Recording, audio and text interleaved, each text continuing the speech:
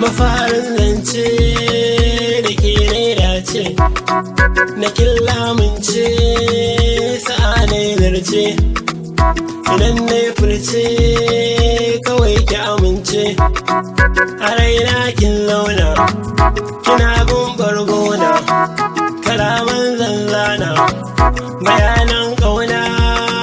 nawa mai suna, na kinyo yarda na baki amana, misalin sanki ta zan auna, kina ban sirrinki na ɗauko alkuki na sa shafadarki, rashi na masoyi na yarda da zafi, ni zafin ƙuna ki wannan yafi, fahimtar mai so ya ɓoye laifi, dalilin soyayya ake yin ƙaunayya, kore jayayya, zan so mu kasance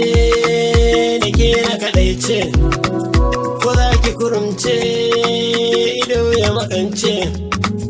ni na tantance kamar ki da bance,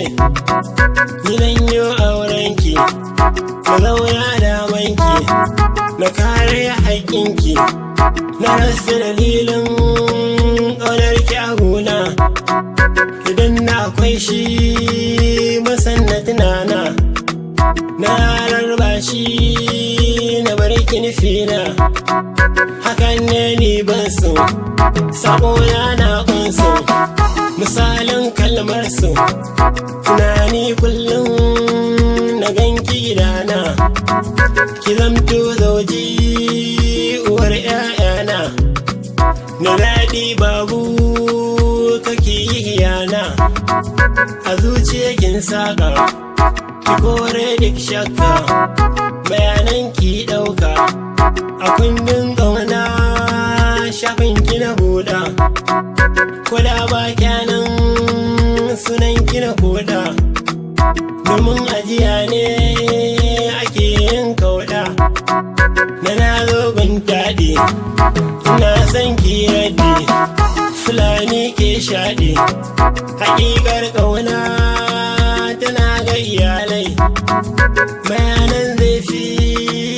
idan na misalai, uwa da diyanta sai in su dalilai, ku duba alaƙar wuta da maƙerar guda bai yasar, na kin min nisa ta yalan yorai, ki buɗan zuci na sami ki sirrai, alamman ƙauna mu ɗinko tsirrai, da koren huda